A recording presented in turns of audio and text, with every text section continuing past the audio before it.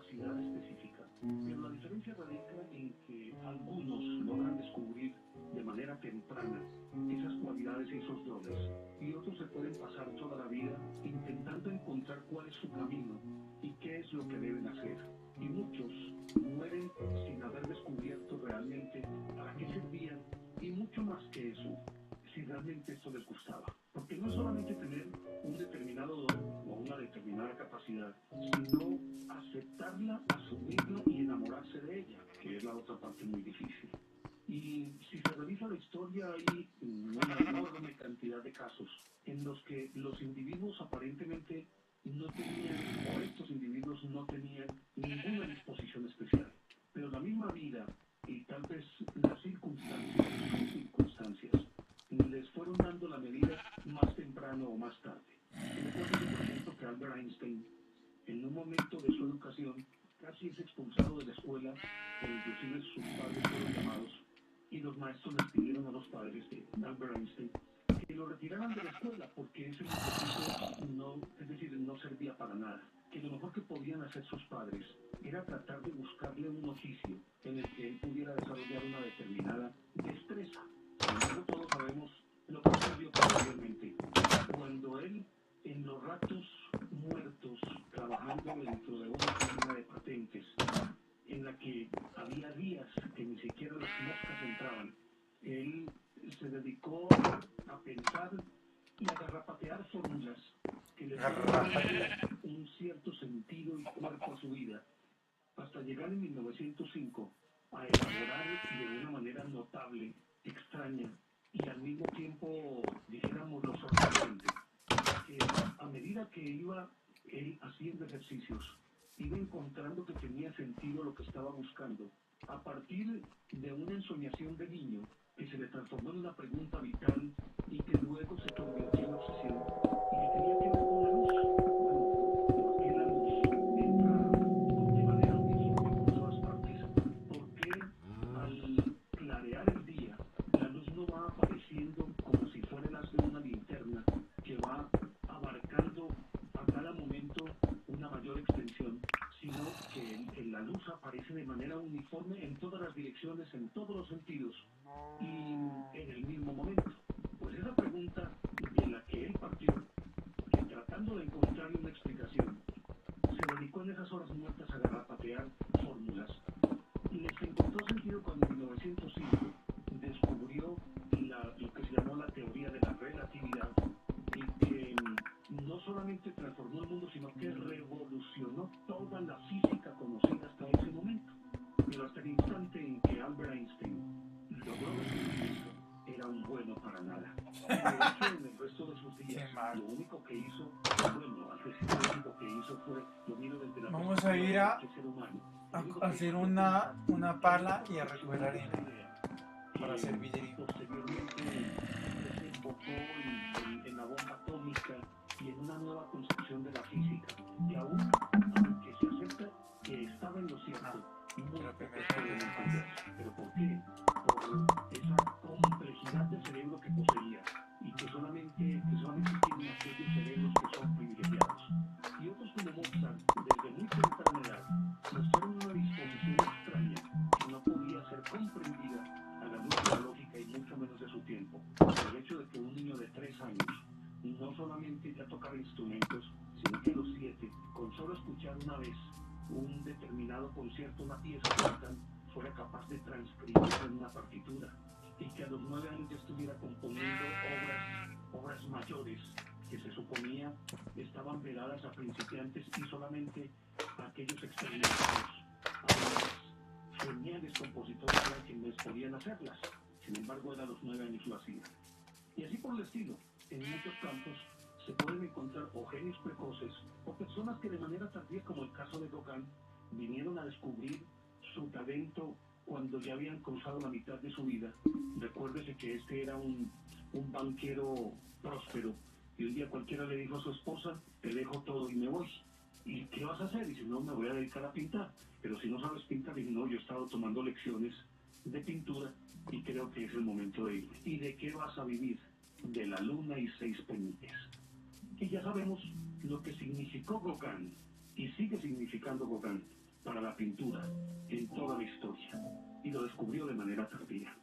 Luego este personaje también encaja dentro de lo que venimos describiendo, de unos que llegan más temprano a percibir y a clarificar su destino y otros que lo hacen más tarde o que nunca lo logran.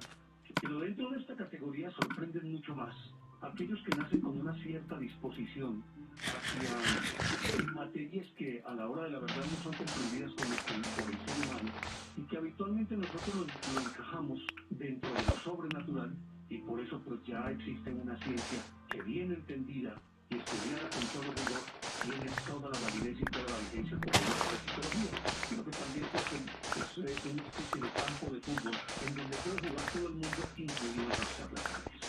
Y este tipo de personajes son quizás mucho más sorprendentes, no tanto por la capacidad que poseen, sino por la incapacidad de los demás para comprender lo que ellos hacen y por qué lo hacen. Y obviamente partiendo también del hecho de que ni ellos mismos muchas veces comprenden qué es lo que ocurre dentro de sus mentes. Podríamos enumerar muchísimos casos. De hecho, el hombre, desde los albores de la humanidad, todo aquello que no puede comprender, mensurar, que no puede medir, que no puede pesar, le ofrece una extraña fascinación, pero también de manera implícita está dentro de sí un miedo soterrado, sutil, porque precisamente como no lo puede dominar, y no lo puede dominar porque no lo comprende, porque no conoce su naturaleza, lógicamente ese temor reverencial se traduce, y así ha sido a lo largo de la historia de la humanidad en muchas épocas, y aún hoy también, se traduce en superstición. Pero el hombre siempre intentó descifrar todos aquellos eventos o hechos que no encajaban dentro de su lógica, de aquella lógica que los acompañaba día por día, y se sentían fatalmente atraídos por todo esto. Si no, hablemos de lo que ocurría con el oráculo de Delfos, que habitualmente cuando era requerido para algún vaticinio, la respuesta era demasiado ambigua y podía ser interpretada en uno u otro sentido, como ocurrió con Creso, el hombre más rico, el rey de Libia, el hombre más rico de la antigüedad, que un día fue al oráculo a preguntarle, porque se le metió en la cabeza que tenía que invadir a los persas, fue a preguntarle al oráculo si podía hacerlo, y el oráculo le respondió simple y llanamente: hoy caerá un gran imperio. Y dijo: no, este es el permiso. Y se fue y atacó a los persas, y en efecto, ese día cayó un gran imperio, el suyo. Y entonces, precisamente por el manejo de algo que se escapa de lo normal, suscita no solamente más fascinación, sino también curiosidad, asombro, reverencia y temor. Y por lo tanto, estos seres que están dotados de cualidades excepcionales ejercen sobre los demás una evidente atracción que, a falta de ser comprendido lo que hacen, pues muchas veces esa atracción se transforma o en una reverencia, idolatría, deificación, o naturalmente puede convertirse también en un odio o una envidia o un temor, porque podría aparentemente imponer algo que Como el comentario que me hicieron hoy en YouTube, en nuestra lógica religiosa, y que por tipo lo me dijo tanto una cosa muy mal. debería proceder todo esto del demonio. Y entonces aparece esa reticencia o esa simpatía ultranza por este tipo de personajes. Y han sido muchísimos. Yo recuerdo que, por ejemplo, lo que ocurrió con Rasputin, que en su momento dominó a Rusia, a partir del dominio que él ejercía sobre la zarina y sobre la familia imperial en general, y dada su capacidad para hipnotizar, lo extraño de su figura y el poder que evidentemente emanaba de él frente a los demás, a lo mejor poder creado por los otros, pero al final de cuentas surtía efectos, y era temido, amado, pero también odiado, y así como estos muchos otros. Recordarán ustedes que hace algún tiempo también estuvimos hablando de Daniel Douglas Home, aquel famoso medium que no solamente levitaba, sino que hacía unas emisiones ectoplásmicas Voy a sorprendentes. hacer una caja acá de creación. Materializar a partir de esas emisiones ectoplásmicas que, como recordarán, son emanaciones como si fuera de humo, y que él transformaba en manos, en seres, en rostros que inclusive actuaban independientemente, que podían entregar una flor o tocar un piano o emitir conceptos diferentes, ya especialmente en el programa que realizamos especialmente.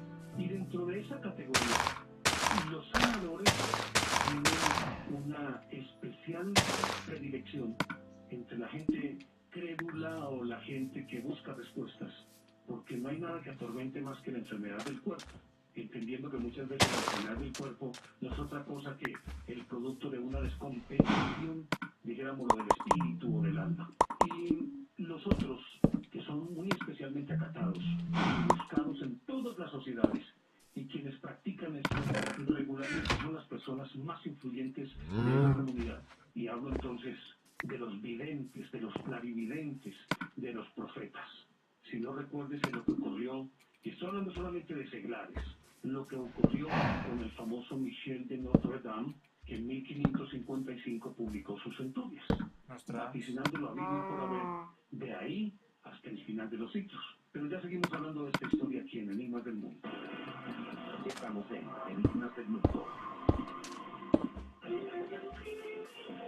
Y también recuerdan ustedes que recientemente estuvimos hablando del mago Merlín y de otros tantos personajes que aún son, no solamente, recuerdan ustedes que recientemente estuvimos hablando del mago Merlín y de otros tantos personajes que aún son no solamente recordados, sino acatados, respetados y para muchos todavía vigentes y más aún vivos.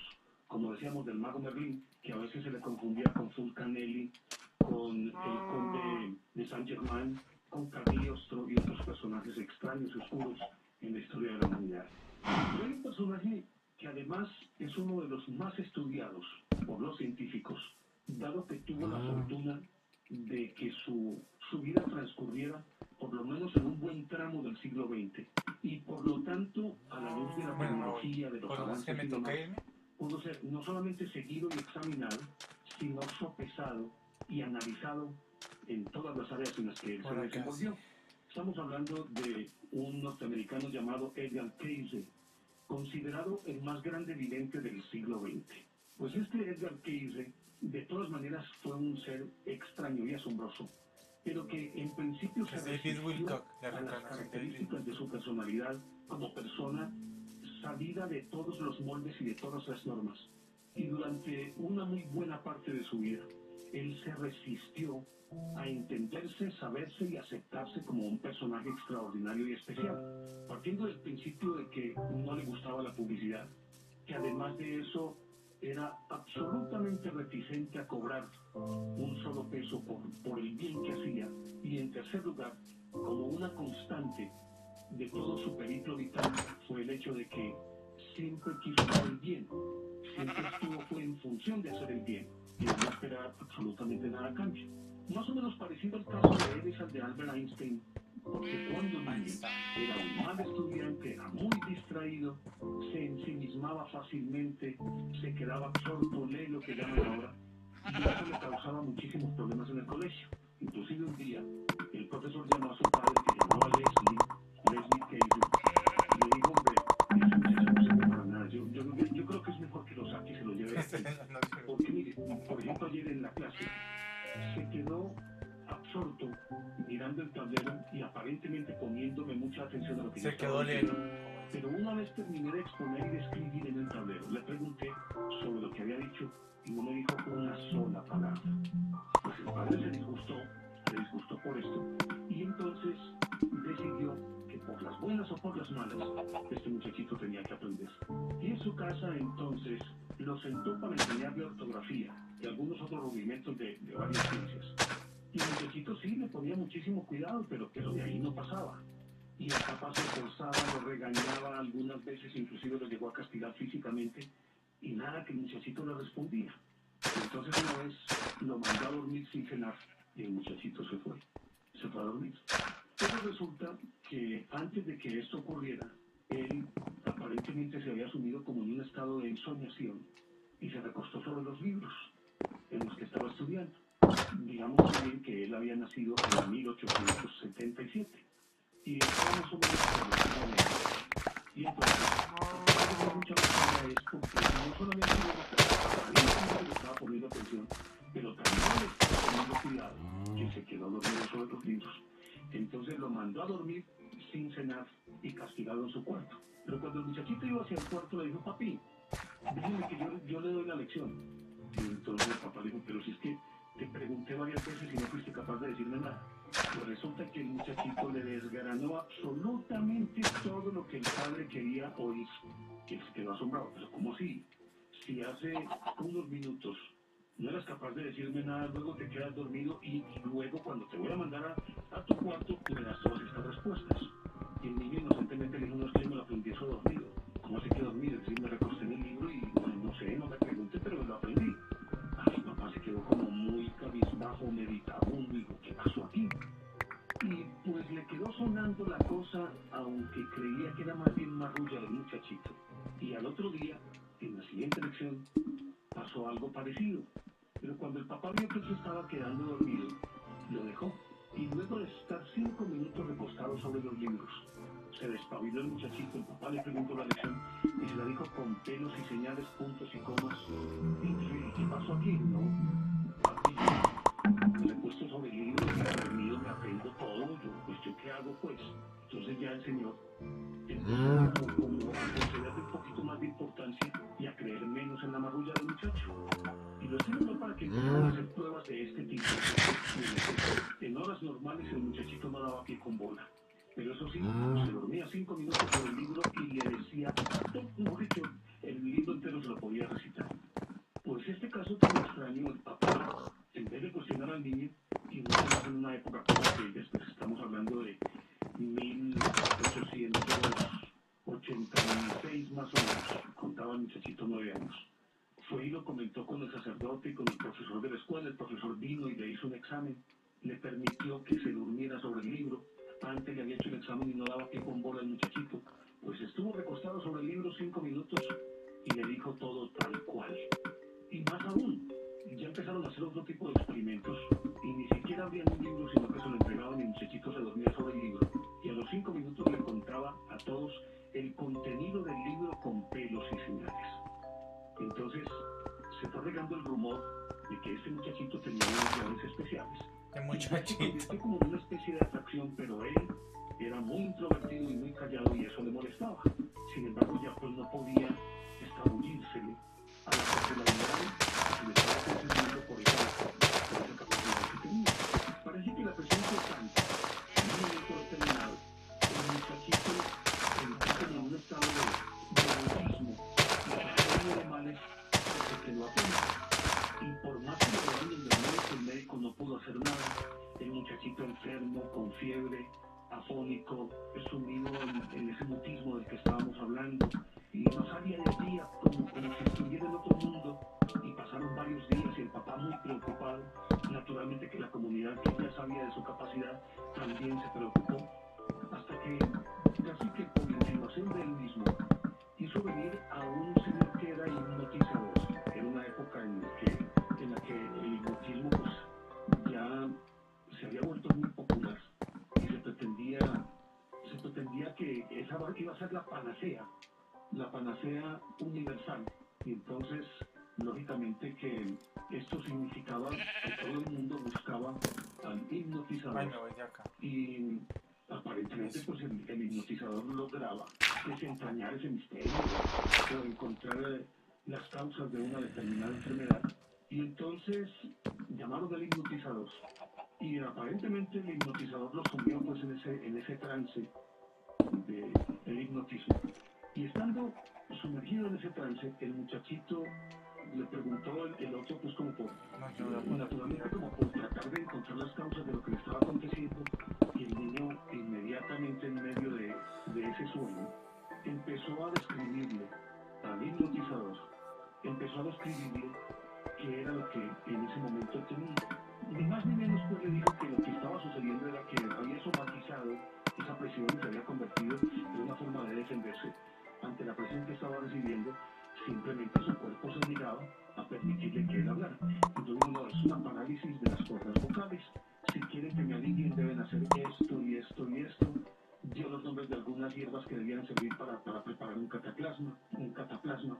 Dijo que tenían que ponérselo en la nuca y les dio todas las indicaciones. Pues el hipnotizador en cuestión entonces hizo lo que el niño le había recomendado y el muchachito, después de que le hicieron ese remedio, se quedó dormido y al otro día se levantó como si nada hubiera ocurrido y se levantó preguntando, ¿qué pasó? ¿qué ocurrió? Pues estoy aliviado. Entonces, obviamente que se dieron cuenta que él, al sumirse en ese trance, no recordaba absolutamente nada. Pero entonces empezaron a asociarlo con lo que le sucedía cuando él se dormía sobre los libros, que después de que él despertaba, él preguntaba qué dije o qué hice. Naturalmente que al sanarse él mismo, con mayor razón, se difundió el rumor por todo el pueblo y entonces la gente venía era a que él le recetara algo para cualquier enfermedad.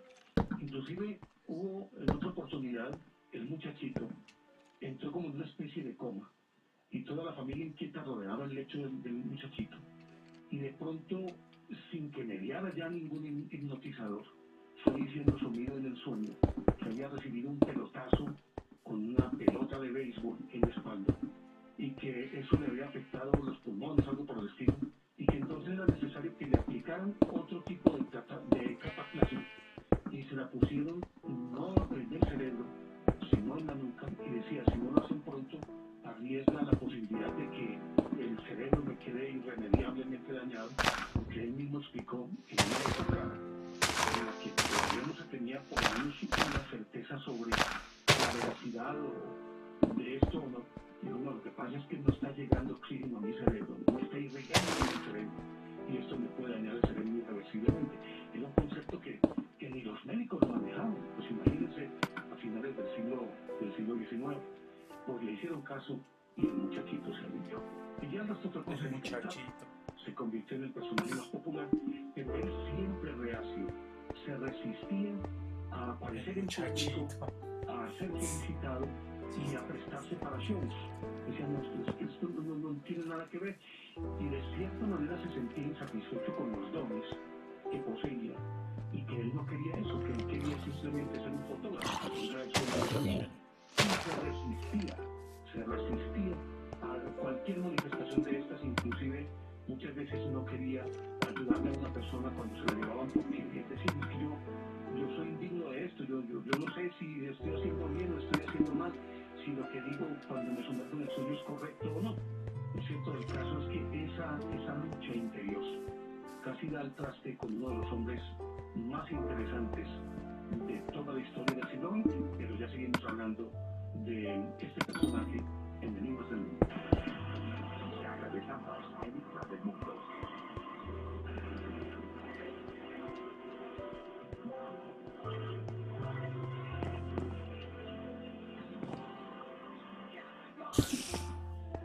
Acaba de conocer a alguien. Sin embargo, él seguía negándose a la posibilidad de ofrecer consultas a los pacientes. Porque hay mucho que no lo decíamos hace un rato, a cometer errores que de pronto por un diagnóstico errado a envenenar, por ejemplo, con alguna de los remedios que él formulaba, algunas de las pócimas.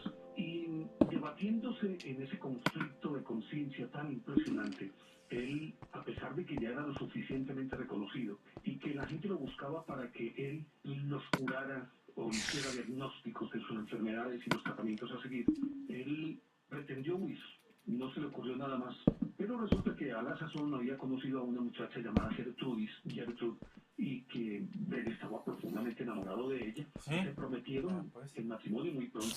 Y en una de estas ella le dice a él, viéndolo tan dubitativo en torno a lo que a las facultades excepcionales que poseía, entonces le dijo que él no podía ser tan egoísta, de negarse a utilizar los dones que Dios le había dado, simplemente porque no, que eso sería el peor de todos los pecados, que si Dios le había dado ese don, era precisamente porque esperaba que él lo utilizara en bien de la gente. Sin embargo, seguía resistiéndose, pero también empieza a removerle la conciencia, y era un hombre profundamente religioso, hasta que dijo, bueno, si eso es lo que quiere Dios de mí, eso es lo que voy a hacer. A partir de entonces, él empezó a trabajar con una secretaria que le hacía las transcripciones de lo que él decía cuando se sumía en ese letargo, en ese sueño profundo, y se asoció. Yo, Creeper, mire, acá estoy. ¿Cómo está? ¿Qué está haciendo? Sino también como un devoto seguidor suyo y un hombre de absoluta confianza. Y empezó a atender gente, pero resulta que el amigo, debajo de la mesa, recibía dinero hasta que Edgar Cayce se dio cuenta y lo despidió. Y entonces tuvo otra vez un arrebato que definitivamente ya no quería saber nada más de esto. Entonces le dijo Gertrude, con quien ya se había casado, le dijo, bueno, ¿y entonces qué vamos a hacer? Y no, vamos a vivir de lo que sé hacer, de la fotografía. Era un buen fotógrafo, montó su estudio y se rehusó durante muchísimo tiempo a atender gente. Hasta que vino un doctor de apellido Leslie, y que era pues un hombre que aparentemente no solo era un profesional, Leslie Lane, sino que además de esto estaba impresionado por las dotes de Edgar Cayce y le dijo que trabajaran juntos, que él creía en él, que a pesar de ser médico, él sabía que lo que estaban haciendo era lo correcto. Pues Lane empezó a trabajar con él en una sociedad. Y entonces Edgar Cayce, como no tenía la certeza de que lo que decía realmente al serle transmitido a él después de salir de esos trances, era lo correcto, lo que lo podían embaucar perfectamente porque él no se acordaba absolutamente nada de lo que decía cuando estaba dormido. Exigió que su esposa Gertrude fuera la que escribiera permanentemente todo lo que él dijera cuando estaba sumido en trance. Pues ella aprendió taquigrafía y se convirtió no solamente en la esposa de Boca, sino también en una abnegada secretaria que transcribía todo lo que él decía, en lo que empezó a llamarse desde ese momento las lecturas. Entonces, cuando él se sumía en un trance, ella inmediatamente empezaba a copiar en taquigrafía todo lo que él iba diciendo, y él así pues podía tener la certeza que esa persona que era absoluta confianza, pues lógicamente no iba a mentir, iba a transcribir lo que realmente él decía. Por otra parte, pues el doctor Lane era un hombre muy reconocido y al amparo de su nombre también, pues el cuerpo científico empezó a interesarse por Edgar Cayce. Y él se dijo, pues bueno, yo no soy ningún charlatán, examina todo lo que quieras, pero para que fuéramos muy límpido, mucho más claro. Él, cuando se asoció con Lane, puso como condición primaria, única e irreversible, el que no se le podía cobrar a las personas, independientemente del estrato social, el estrato socioeconómico del que procedieran, no se les podía cobrar. Y de eso se encargaba, pues como una celosa guardiana, su esposa Gertrude. Pues como las cosas iban tan bien y él sentía que ese llamado era cada vez más imperativo, más fuerte, decidió por iniciativa de su socio, el Dr. Lane, en abrir su propia clínica. Abrieron una clínica y entonces, bueno, ¿cómo se podía mantener una clínica? Necesariamente tenía que ingresar dinero. Y él aceptó a regañadientes que los pacientes hicieran una donación, pero también con otra condición, que aquel que no tuviera un solo centavo para ir a una consulta de él, no se le negara esa oportunidad, ese servicio. Y quedó muy claro. Pues hombre, empezaron a desfilar personas y personas por esa clínica, y fueron inclusive presidentes de Estados Unidos, algunos de los secretarios de la presidencia de Estados Unidos, es decir, con rango de ministros, muchos políticos famosos, pintores, literatos, y ya el cine, porque ya habíamos ingresado en el siglo XX, y entonces, hace mucho rato, pues ya estamos hablando de 1920 más o menos. El cine mudo estaba en su fila, y naturalmente los actores también lo buscaban. Pero en vista de su capacidad y de los resultados que daban sus consultas, el cuerpo médico se interesó mucho y a pesar de que se declaraban asombrados por lo que él hacía, de todas maneras esos celos profesionales que siempre se manejan en los gremios, lo atacaron y llegó un momento en que a él lo metieron a la cárcel, estuvo en la cárcel, pero muchos otros médicos abogaron por él, lo tuvieron que soltar al poder corroborar que él no era ningún charlatán, no era ningún farsante, que no cobraba por ello, lo tuvieron que soltar y la clínica siguió funcionando. Y la clínica sobrevivía, pero no era una entidad que produjera ganancias, que tuviera rentabilidad, porque él se oponía rotunda y tajantemente a ello. De tanto en tanto buscaba algún filántropo, algún mecenas que quisiera hacer un buen aporte a la clínica para el mantenimiento de la misma, para el funcionamiento de ella. Y lógicamente que allí también había médicos, enfermeras, todo lo que se requiere en una clínica, y muchos de ellos trabajaban de manera alborozada en la clínica, porque él los sedujo con su personalidad y con su honradez y su limpidez.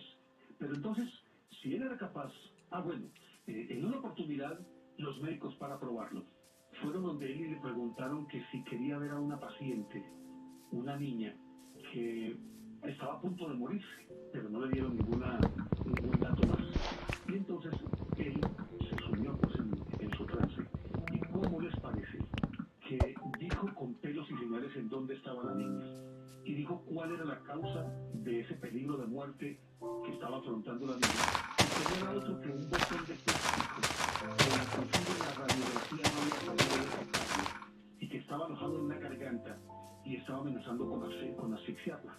Inclusive le prescribió el método y los remedios que le dieron a hacer a la niña una vez que le fue extraído ese botón. Y ellos se quedaron asombrados, porque nadie había tenido la oportunidad de conversar con él a solas para darle algún dato, ni él tenía ninguna información acerca de esta niña. Pues en efecto, fueron a corroborarlo y así tal cual él lo había descrito, así estaba ocurriendo. Sacaron el botón de la garganta de la niña. Ella, precisamente por ese cuerpo extraño, se infectó, pero al aplicarle las recetas por él prescritas, la niña se alivió muy pronto.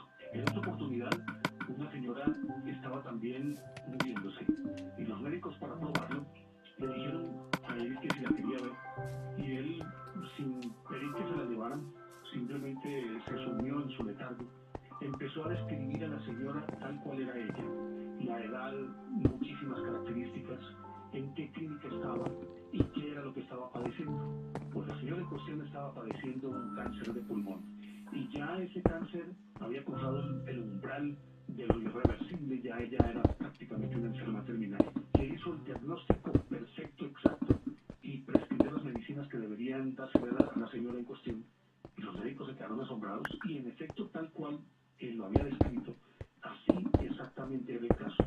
Y pues le aplicaron las medicinas y la señora se alivió. Ocurrió otro caso en el que una señora había sido estudiada por una junta de médicos, y esta junta de médicos no había podido determinar realmente cuál era el padecimiento de la señora en cuestión. Y entonces le dijeron a él que si él podía hacer algo, pues tal cual él también describió a la señora. Es decir, todos estos casos que estoy contando son casos comprobados científicamente, pero en los que la paciente no estuvo enfrente de Edgar Cayce, es decir, fue a distancia. Pues él detectó la enfermedad que la señora padecía, y se quedaron locos los médicos porque ellos no habían podido detectar absolutamente nada, pero una vez que él más o menos los encaminó, cuando lo examinaron a ella, corroboraron que en efecto lo que él decía era lo que padecía la señora, y le aplicaron las medicinas que él había determinado que debía tomar, y en efecto la señora se alivió. Y así por el estilo ocurrieron muchísimos casos, y ya inclusive él ni siquiera recibía pacientes, sino que por ejemplo un paciente pedía una cita y la pedía, digámoslo, como era tanta la gente que solicitaba sus servicios, las citas tenían que ser espaciadas, se daban con una semana de distancia, algo por el estilo, pero muchas veces él se sumía en el letargo, y con solo ver el nombre del paciente, inmediatamente lo contaba posteriormente en sus memorias. Él lograba ver a la persona físicamente, pero además de verla físicamente, escribía él que podía penetrar en su cuerpo y observar cada uno de los órganos y saber en dónde estaba el macho. Y llegaba puntualmente a ese sitio, y la persona ni siquiera la conocía, y no se la habían llevado, y apenas tenía cita para la semana siguiente. Pues él la hacía llamar y le decían por teléfono qué era lo que padecía y qué debía tomar, y las personas se aliviaban. Pero además de esto, ya él, en vista de ese don que poseía, lo había perfeccionado de tal manera que no solamente ya era que podía curar, sino que además se dio cuenta que poseía la clarividencia. Pero ya seguimos hablando de esta historia aquí en Enigmas del Mundo. Estamos en Enigmas del Mundo con Néstor Armando. Entonces ya era toda una celebridad en los Estados Unidos. Inclusive posteriormente vino otro médico de apellido Ketchum, y resulta que él Ketchup, forma salsa de parte tomate. también como del conglomerado que rodeaba a Edgar Cayce. Podríamos decir que como un asociado, no como socio, sino como un asociado. Y él, tratando de hacer justicia a quien era Edgar Cayce, había escrito un informe científico muy puntual y muy profundo sobre Edgar Cayce, y lo hizo llegar al New York Times. Y pues el New York Times le dedicó una página entera a algo que era impensable para un ser común y silvestre, y se lo dedicó. Y esto obviamente que disparó no solamente Muchos su envidias. fama, sino también Muchas incrementó envidias. la afluencia de gente desde todos los puntos del Bueno, país. envidias, Pero ¿no? como decíamos, había descubierto ya sus dotes de clarividente. Y precisamente el doctor Ketchum, aprovechando un día que él estaba dormido, le preguntó sobre el crack de Wall Street. Bueno, le preguntó pues sobre la situación financiera del país, que entre otras cosas, en ese momento, en plena posguerra, estamos hablando un poco más después de 1920, y que aparentemente era de una gran bonanza en los Estados Unidos, pero habían ciertos signos que de pronto, sobre todo a los especialistas, los tenía preocupados de hacia dónde apuntaba la economía. Pues Edgar Cayce pronosticó con pelos y señales que el 31 de octubre de 1929 se quebraría el sistema financiero de los Estados Unidos, tal cual ocurrió, que fue el famoso crack de Wall Street. Así como él lo predijo, así exactamente ocurrió. Y obviamente que eso también trascendió la prensa. Pero lo que la gente no sabía es que desde mucho antes, él hacía predicciones, pero que se quedaban siempre en su círculo íntimo y más protegido por su esposa que otra cosa. Pero en los apuntes que tenía, y con fechas y demás, él había predicho cuándo terminaba la Primera Guerra Mundial, diciembre de 1918 oficialmente. Y ya se le anexó esto, empezaron a sacar a reducir aquello que él había predicho en privado y empezó a hacer público. Entonces, pues a él le preocupaba mucho porque obviamente que de alguna manera también incidió en la opinión pública, pero como él no controlaba lo que decía una vez que entraba en ese sueño profundo, ya autorizaba. Algunos le preguntaban sobre determinadas situaciones. Pues resulta que ya se convirtió más que inclusive el que le preguntaran a él. Entonces tenía la respuesta correcta, sino que ya por sí mismo, y no estaba movido por una fuerza interna, empezó a predecir sin que le preguntaran. Predijo 1929-30, predijo lo que iba a ocurrir en la Segunda Guerra Mundial, predijo el comienzo de la Segunda Guerra Mundial, septiembre de 1939, y predijo el final de la guerra, que fue la Guerra Europea, claro, en abril de 1945. Aquí no estamos incluyendo la guerra que libró Estados Unidos aparte contra Japón y que esta terminó después de la bomba de Hiroshima y que fue esa capitulación firmada en el mes de septiembre. Pero el predijo fue la Guerra Europea. Y predijo también que morirían millones de personas precisamente por ese conflicto.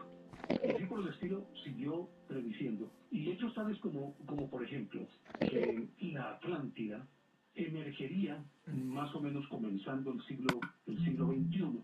Y él apuntaba más o menos al 2012. Y que emergería esa porción de tierra en las profundidades del Atlántico, más o menos donde tradicionalmente se afirma que existió la Atlántida. Aunque también agregaba que aunque la Atlántida existió y que se hundió hace más o menos unos 10.000 años, quedaron algunos brazos que extendían esa civilización atlante a sitios como el Mar de las Bermudas o el Triángulo de las Bermudas, en donde está la isla de Bimini, que se han encontrado algunos vestigios de aparentemente unas carreteras hechas de un material extraño que la vegetación no es capaz de avasallarlas, como ya lo contamos en algún programa anterior. Entonces que en Bimini también había un reducto de los atlantes por la época en que se hundió. Pero además de eso, afirmó, y lo hizo con mucha certeza y también con mucha puntualidad, afirmó que un presidente sería muerto en 1963. Y relativamente lo describió alto, rubio, de ojos claros, más o menos describiendo a John Fitzgerald Kennedy, quien en efecto el 22 de noviembre de 1963 fue asesinado en la ciudad de Dallas. El magnicidio, yo creo que más sonado del siglo XX fue justamente este, y lo había predicho Edgar Cayce. Pero también predijo, y creo que eso fue en la parte final de su vida, porque entre otras cosas, sus lecturas están compuestas por 20 millones de palabras, o sea, unas 214.000 lecturas, o para decirlo de otra manera, sesiones en las que él se dormía y entonces vaticinaba todo esto de y obviamente que también emitía conceptos muy profundos de teosofía, llegó a hablar sobre la reencarnación y un concepto muy novedoso y además diríase que un concepto consecuente con una reencarnación menos determinista que como la que nos ha promulgado siempre el budismo. Dentro de ese orden de ideas, y como decíamos, siendo un hombre supremamente religioso, llegó a predecir el fin del mundo. Y dijo, cuando empiece a emerger la Atlántida, vendrán sequías, inundaciones, terremotos, y tengan en cuenta, lo dijo muy claramente, los signos que nos indicarán que ha llegado la hora tienen que ver con que una parte del oeste de América se va a fracturar del continente y quedará flotando en el océano, o se apartará por lo menos del continente, y eso incluirá a todo el estado de California. Pero también habló sobre que vendría un deshielo tanto en el Ártico como en la Antártida, y que al mismo tiempo se generarían erupciones volcánicas en cadenas en las regiones subtropicales húmedas cercanas al Ecuador, y que los polos se desplazarían de manera que las regiones frías, templadas y semitropicales se iban a calentar muchísimo más, y se iba a revertir esa situación en los climas cálidos que se iban a enfriar. Describió también el que los tsunamis, los huracanes, los ciclones, los tifones harían, dijéramoslo de esta manera, su agosto, comenzando el siglo XXI. Y que ese sería uno de los signos de que el fin se estaba acercando. Naturalmente que sus profecías, como todas las que han emitido aquellos que aparentemente tienen ese don, tienen un lenguaje relativamente ambiguo y que se puede prestar para diversas interpretaciones. Pero con todo y ello, quizás de los videntes más certeros de la historia, allí se tiene que incluir a Edgar Cayce como uno de los más afinados y quizás de los que sus profecías han podido ser corroboradas con más prontitud y exactitud, porque obviamente fue un profeta del siglo XX. Y aunque había nacido en 1877 y murió en 1945, le tocaron dos siglos, la mitad de un siglo y la mitad de otro siglo. Y pudo ver también el desarrollo de la tecnología, de las armas, bueno, de todo esto que han sido la constante o fueron la constante durante el siglo XX. Pero ni siquiera el influjo de las guerras, aquellos vaticinios que él profirió, podrían pensarse como que eran el producto de una capacidad, no digámoslo de predecir, sino de ser neurólogo. Entendiéndolo esto como que sin ninguna dosis evidente, simplemente por lo que estaba aconteciendo, podía corregir, podía concluir, podía más o menos intuir qué era lo que había de pasar. Si a uno le dicen de la bomba atómica y existe la bomba atómica, no se necesita ser un vidente para pensar que probablemente en algún momento de la historia, por cualquier circunstancia, alguien detone una bomba que sea capaz de acabar con el planeta. Eso sería un futurólogo que prevé lo que ha de ocurrir, mas no lo predice. En cambio, en el caso de Edgar Cayce, aun cuando existieran esos elementos, todas sus profecías son tan claras y tan puntuales que a la hora de la verdad uno lo que puede hacer es quedarse sorprendido de esa capacidad de este señor Edgar Cayce. ¿Hasta qué punto uno puede realmente aceptar como un hecho todavía no cumplido, pero sí por lo menos en ciernes, de que en efecto está llegando lo que en la Biblia se denomina el Apocalipsis, y que él lo previó con tanta antelación sabiendo que murió en 1945, cuando apenas estaba prácticamente terminando la guerra? Entonces, ¿cómo podría él pensar lo que habría de ocurrir después de su muerte? Es algo que a uno necesariamente lo tiene que sorprender. Y entre otras cosas, este Edgar Cayce era un ser extraordinario que, además de todo lo anterior, era capaz de ver con el espíritu, digámoslo, o con su psiquis, para mencionarlo de otra manera diferente, ver a las personas que iban a llegar hasta él, y sin que mediara nada los saludaba por su nombre y casi que los describía en su trabajo, en su personalidad y en todo aquello pues, que hace que una persona sea un individuo único e irrepetible. Todos estos elementos, naturalmente, se conjugaron para hacer de él el gran profeta del siglo XX. Naturalmente que sus contradictores intentan descalificarlo, pero yo creo que todas son abrumadoras, tanto en esa capacidad de sanación que poseía, como también en cuanto a las profecías. Quedan por cumplirse algunas, pero bueno, yo creo que todavía hay que darle tiempo al tiempo, y por lo menos los signos que estamos viendo ahora están de cierta manera corroborando lo que él predijo: el aumento de las manchas solares, de los tsunamis, erupciones, el calentamiento, las sequías, la glaciación, todas estas cosas. Y queda todavía algo más sorprendente que todavía hay que averiguar. Él dijo que el gran depósito de todo el conocimiento de la humanidad está en una sala especial, bajo digamos, la garra derecha, en el codo de la garra derecha del científica. Allí hay una biblioteca y hay nada más. Pues con sonares y radares detectaron que en efecto, bajo el cuerpo del esfinge, y cuya entrada está ubicada relativamente cerca del codo derecho, el codo de la garra de la mano derecha pues del esfinge, hay un pasadizo que lleva a una sala amplia.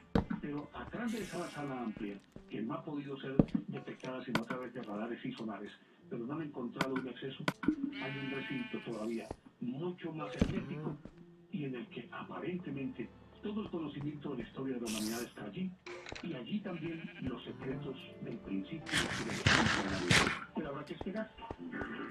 Todo esto todavía está en estudio. Pero queríamos contarles esta historia de un hombre tan sorprendente que se llamó Edgar Cayce. Por ahora, muchísimas gracias a don Octavio Gallo, gracias en el sonomontaje, a ustedes por su acompañamiento, sigan solicitando los temas y nos encontramos en una semana porque el próximo domingo será Radio y más del mundo, Néstor Armando Versátil.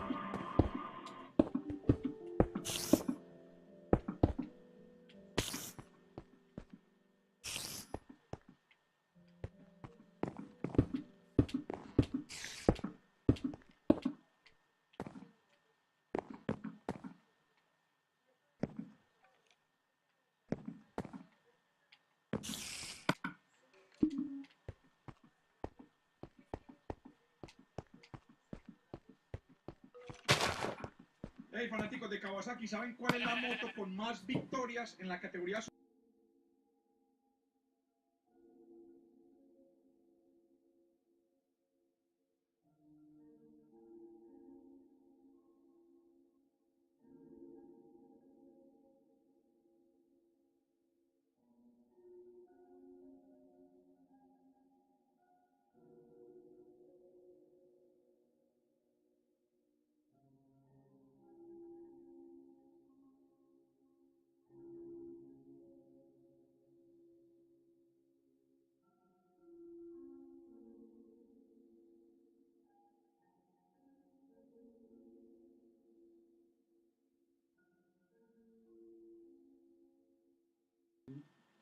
Yo creo que todos nos damos un pedacito. Yo creo que de este pueblo, de tu generación y la mía, yo creo que todos nos venga mi ronga. Sí, por eso, mi ronga pastorcita. Mira, el niño pobre. Sí, yo creo que esta.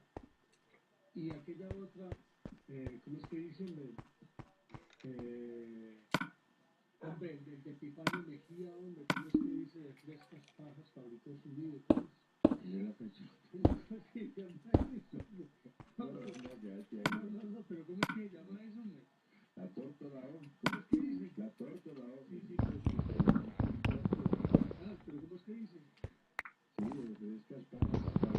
Yo lo busco aquí. De frescas pajas. ¿Cuántas pajas de ahí? Pero de todas maneras, o el novillo. Claro, pero más bien mi silencio mudo. Por eso es relatorio, claro. No, por eso, pero que son cosas que uno, pues, que a uno se los... No, pero eso, mi silencio mudo, eso sí no tiene sentido. Como así, que hagan un silencio que no se apueste.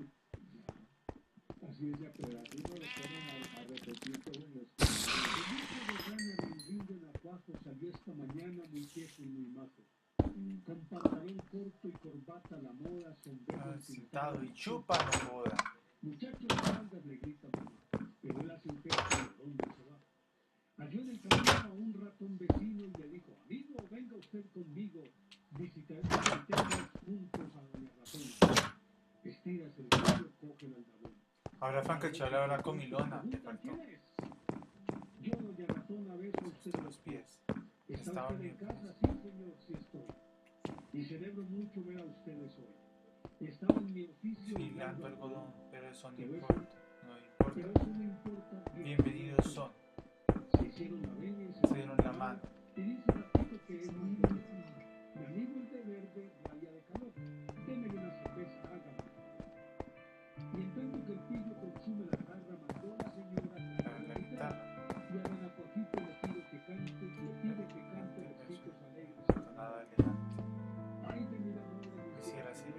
Pero es que y tengo el gaznate más seco. esto para Y me cuida mucho. esta nueva ropa.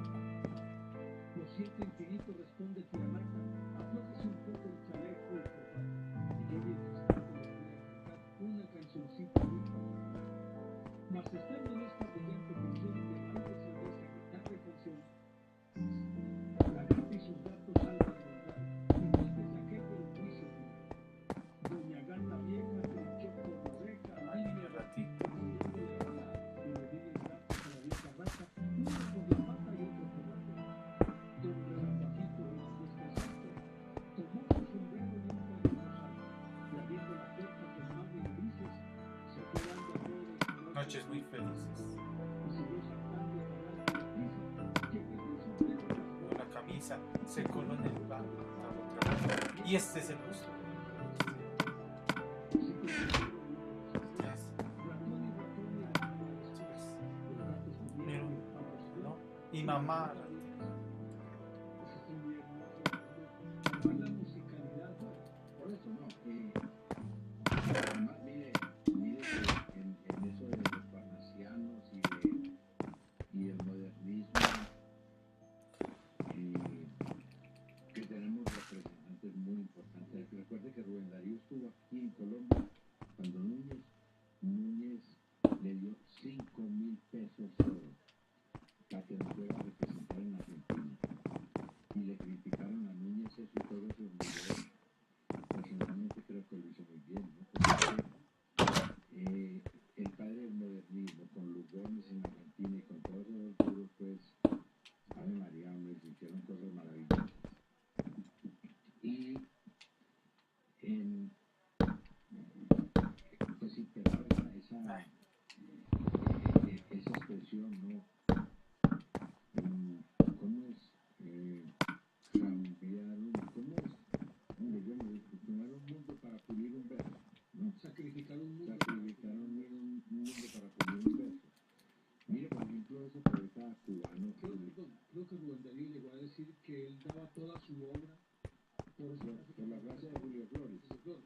todo nos llega tarde hasta la muerte, eso se llama Los Heraldos de la Muerte, un poema de Julio Flores, nuestro famoso Baque, Obsesionado por la muerte.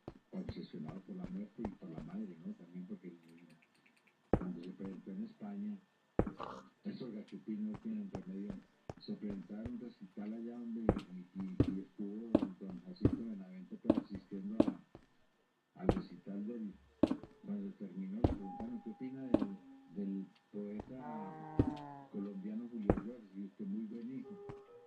Claro, como no hacía, no recitarle a la mamá. Me trema esa vaina, pues hace que yo también me deje poseer de la emoción.